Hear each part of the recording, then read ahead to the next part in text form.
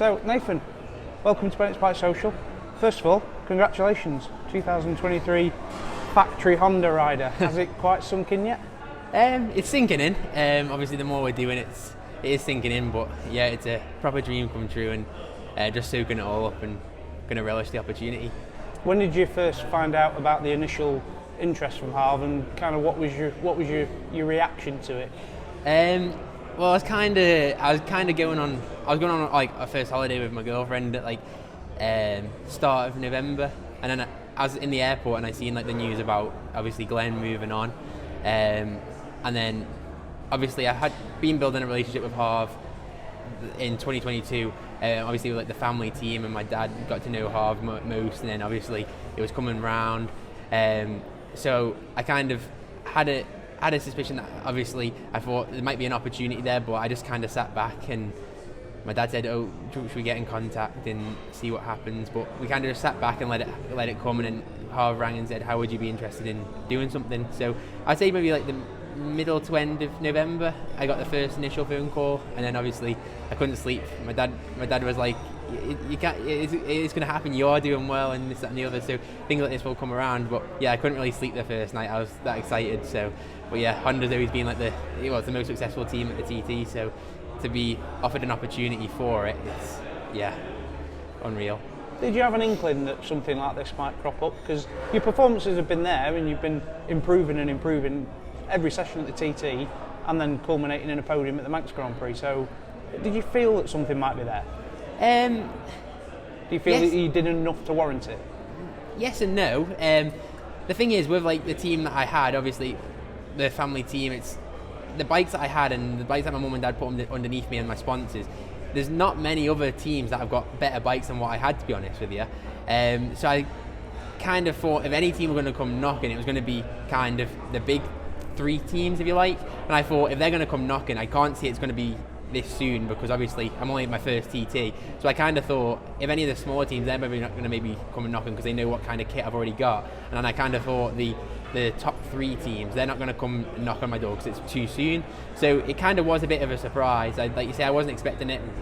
Like my bikes are all fully ready to go for 2023. But then obviously this has come along, and it's obviously an opportunity you just can't take. It's like the best team in the paddock, isn't it? Does it make it a little bit sweeter that you've done it the hard way with yourself, your mum, your dad, all the family? Does it make it a little bit sweeter that you've done it that way and not paying big bucks to go somewhere else? Definitely, yeah, because like you say, otherwise I'd do it myself. I wouldn't go to another team and pay for it when I can do it myself. But yeah, my mum and dad, they've put everything into it. My mum always reminds me how many hot holidays and how many mansions she could have if she didn't put it into my bike racing. But yeah, no, my mum and dad live for it. They just want me to have like the best things possible. They obviously don't live for the racing side of it. They don't really enjoy that too much, but obviously I'm their son. But the machinery and stuff, they want me to have the best possible thing. So everything that they've put in has basically got me to this point now. So yeah, without them it wouldn't be possible either. Your rate of progression's been fairly impressive, really. I was just speaking with John then. You've only done 2 Manx Grand Prix and a full TT. Does that make you a little bit worried jumping in now as a factory Honda rider, that you haven't got as much experience as some people, but I suppose the rate of progression that you've had, is it just water off a duck's back for you? Yeah, not really. Harv's made it clear that there's no pressure involved. He's made it like it's a stepping stone. I'm like the pupil, John's like the teacher. Obviously with the help of the Honda team, obviously the whole environment, obviously with their knowledge of the bike and then John's knowledge of the riding, it's supposed to be like a whole stepping stone. So John's going to help me progress slowly, and then hopefully in the future I can be the next John McGuinness. But it's, like you say, that takes time. I'm not going to be rushing it. I'm just going to relish the opportunity that I've got in front of me and take it and learn a thing or two. I suppose having a level head is important, because me and you both know that you'll be coming back after a race weekend and you'll be going straight back to the garage. You'll not be living a rock star lifestyle, shall I say, will you? You'll still be the grounded Nathan Harrison that you are now. Yeah, exactly. Like I say, I've had to ask for a day or two off work for my dad to do this. Obviously he said don't be so silly, just get it done. But like you say, I have a focus. I've got like racing is my life, but work is also my life as well. Like I've got two sides to it. So I'm not like a full-time bike racer. I've got a job that I go to. So as soon as I come away from like a BSB weekend, I get the overnight boat home, go to work the following morning. So I have got another focus. So like you say, the bike riding is obviously, if that can be my full-time job with my actual garage work, because it's a family business, then so be it. But like you say, it's best of both worlds, really. You were talking about your teammate just then.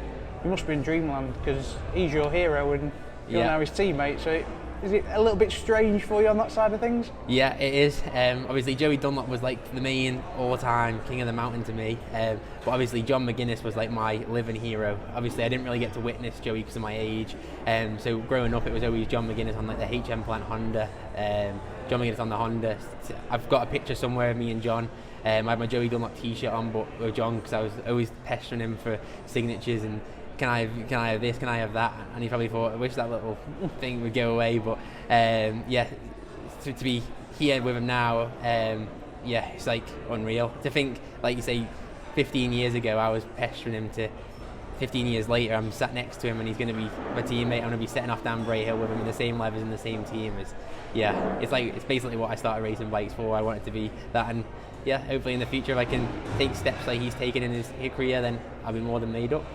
What do you think it's going to be like racing against him, but also working with him as a teammate? Yeah, like you say, if I can go out with him in practice and I can follow him, he's as smooth as like butter, if you like. He is the master of the TT course. I don't care what anyone says. He's like the king. He is the king of the mountain. So if I can go out and learn a thing or two from him, as well as knowledge off the track, if I say the bike's handling like this, and he says to me, "Oh, I know a way of fixing that," then you can't buy knowledge. And John's certainly got that. He's got 20 odd years experience under his head. So it's the perfect package for me to go into. How are you going to tap into his knowledge? Because it's vast. He's like a Rain Man around this place, and even just around the island, he knows everything about it. So how are you going to tap into it? Where are you going to start? And ultimately, what do you want to get out of him? Basically, it's hard because the progression that I'm in now, my career around the TT course, it's as and when. So when I'm out practicing, if I come up on an issue on the course, I'd maybe come back into the paddock and I'd say, "Oh, John, I'm struggling here." And hopefully, when I say I'm struggling here, he might be able to come across and say, "Oh, well, I can show you this, or I can tell you this is the better way of going through there." Or I think that's going to probably be the best way, because at the point I'm at now, I don't really need help for the full track because I'm not a complete newcomer. But especially on like the superbike, for example, I've never rode a superbike, so it's going to handle a bit differently. It's going to be faster. So if he can teach me how to ride it properly, the ways to ride it and get away like round things, then that's probably going to be the knowledge that I'm going to be going for, as well as pointers around the TT course and a section that I might struggle with. How important is the continuity side of things still being on a Fireblade to you? Because that's all really you've ever known around this place. So how important is that? Yeah, so like you say, I've been on the Fireblade for like the past 2 years now. Last year was my first year on the roads on it. It was my first TT on 1,000 as well, around the TT course. So the continuity is the main key, and I think that has also helped my progression coming into the Honda team. Obviously, I've been building with that brand.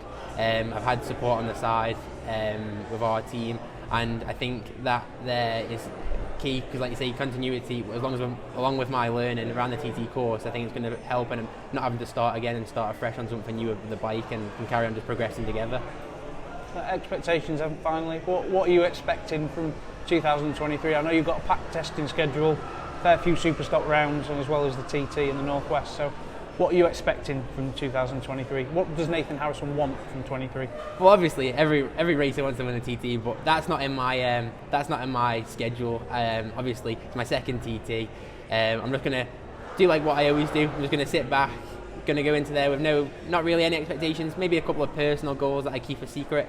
I was gonna sit back, I'm gonna go and enjoy my riding, and when you enjoy your riding around the TT course, obviously you go faster. The slower you go, the faster you go. So I'm just going to go and enjoy it and take the opportunity and see where I end up.